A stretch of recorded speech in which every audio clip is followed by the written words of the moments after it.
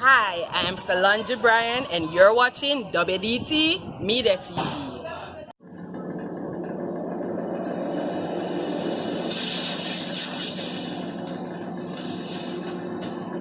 Two duplex housing units comprising of 24 studios, 4 one-bedroom units, and two-story, 3-bedroom units.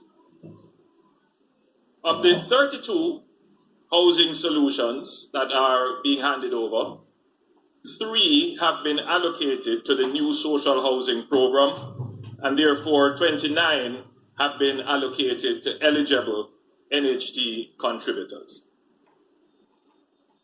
With respect to the 29 successful NHT beneficiaries, 51% of the selectees are women, and 31% of the total number of selectees fall within the age range 19 to 40 years, and 55% are within the age range 41 to 60 age range. Regarding the income range, 28 of the 29 fall within the income band minimum wage to $30,000 per week, and 1 person falls within the income band $30,000 to $42,000 per week. Ladies and gentlemen,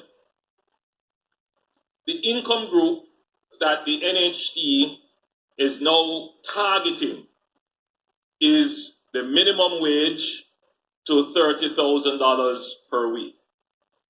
That has been the income group that has not had significant benefit from the NHT.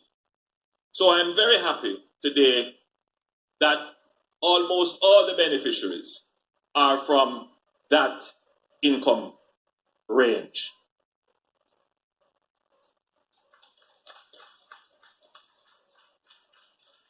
Ten of the beneficiaries are casual workers.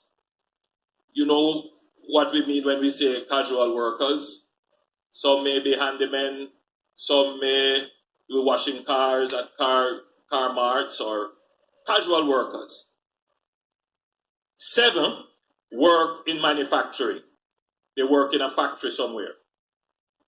And 17 work in other specialized areas, for example, security, cashiering, and customer service, among other employment.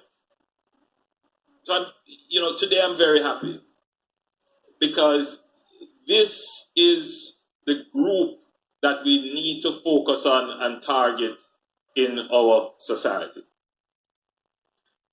In keeping with my administration's push for the NHT to provide housing solutions to the lowest income group, these units are being sold at a very affordable price to the beneficiaries. The studios are being sold for $4.8 million. I don't think you can get that anywhere else. The 1-bedroom is being sold for $6 million, and the 2-bedroom, 2-story unit for $8.9 million.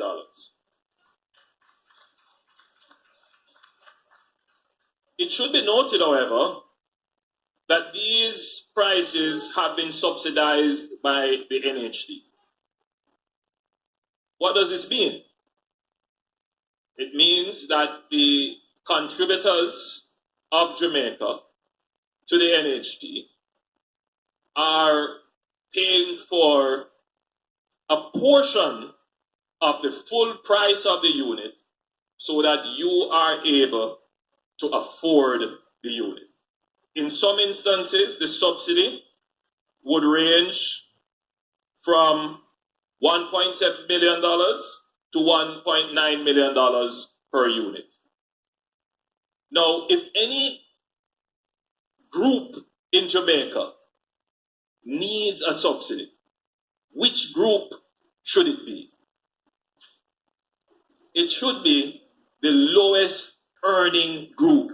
That is the group that needs the subsidy. The people who are getting these units, they need the subsidy more than anybody else.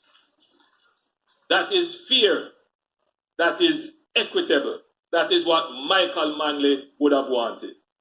So, Dr. Angela Brown-Burke, my friend, my sister, and my neighbor, like you, I am fulfilling Michael Manley's legacy.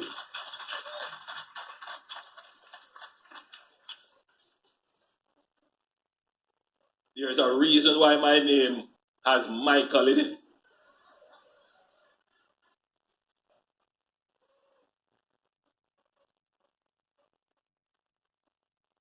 So, this is what we call now the targeted subsidy approach.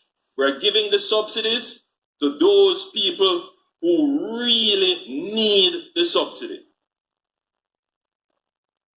So, if you fall within the income bracket,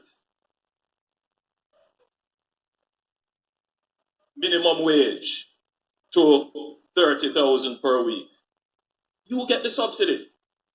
But the NHT has gone one step further. If you fall within the income bracket 0 to minimum wage, which would mean that you're unemployed, you earn no income, shouldn't you get a house as well?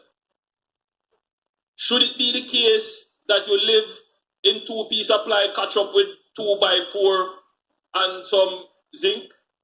Should that be the case? Is that the moral standard of the society? No.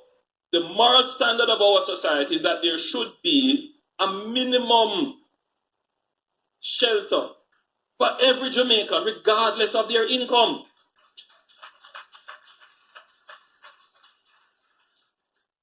So if we have a fixed amount of resources, and some people already have income, they have income to the point where they can afford a mortgage,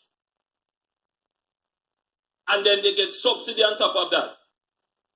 If that subsidy were reallocated to the person who has no income whatsoever, can you imagine how many more houses we could provide to the absolutely poor people of this country? So as we are building these units here, these 31 units, we have taken out 3 of those units. And those units will be given to truly deserving persons who are living in the worst of the worst conditions in Jamaica under what is called now the new social housing program.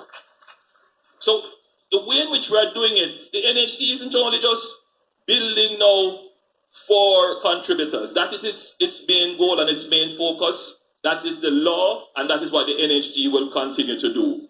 But the NHT has a broader mandate of building communities. And communities have to be diverse. Communities have to be healthy in both how people live in them and in the environment.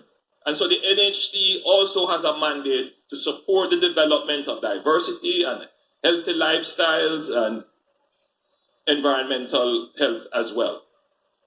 So when we develop the communities, we're not just building the homes. We pay attention, as Dr. Brown-Burke pointed out, to the environment in which the houses are built. We pay attention to the social amenities that will help to improve the mental health of the people who live there, and we pay attention to the diversity of the community. So it's not just houses for rich people alone, or for a certain segment of people. So we make provisions for the disabled, we make provision for the absolutely very poor, and we make provisions for the working people of the country.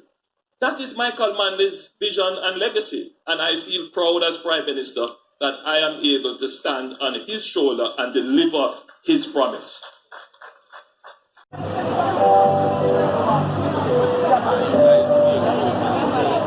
our fund and beneficiaries, before you leave this afternoon, just at the end of the ceremony, I'll ask that you gather with us at the front. We'd like to capture this moment.